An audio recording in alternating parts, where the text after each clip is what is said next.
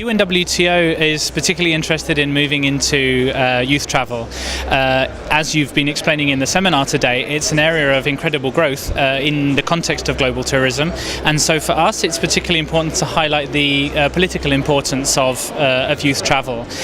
We've made some good steps in that direction already with organisations like the World Youth Student Educational Travel Confederation, WiseTech. We've been particularly pleased to have organisations like SAM's involved in this. And we're looking, for example, StudentMarketing, companies like his have a huge amount to contribute to the research that's going on, because as Sam said in the seminar, it's only by highlighting the scale of the youth travel segment in economic terms that many stakeholders in this industry will sit up and listen. And in the organisation, we're particularly interested in the social impact of youth tourism as well. The main reason why SITA has come to ITB and to the research presentation is that what I've learned is that there is less research and data about the United States student and youth market than any other market globally. Today in the United States, many of the companies we work with want to really understand where are students traveling to, what are the countries they're going to, how are they traveling, what are they doing when they travel, but more importantly, what's happening with the students that come to the United States? We've learned from Samuel that there are probably 6 million students coming to the United States internationally from other countries, but once they arrive in the United States, what's happening to them? Where are they going? How are they interfacing with a lot of our cities, our destinations?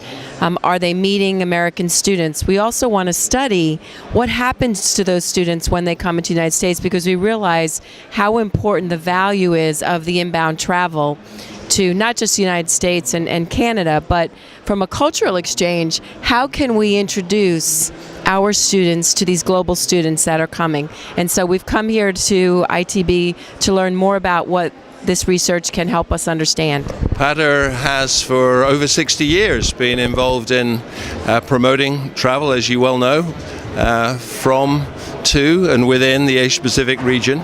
And there has always been an interest in youth travel and youth engagement in the travel business.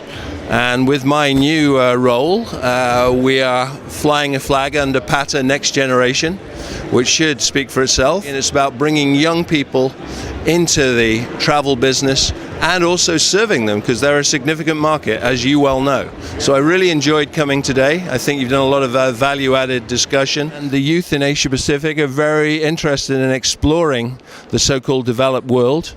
They have the means to do it now, so I think we should make sure we're empathetic to their needs and that we serve them well through the kind of forums you've organised. As an association, we have plenty of members who are involved in educational travel, but equally, it's important for all of our members. If you have an online presence and you have accommodation, some of that's going to be youth travel.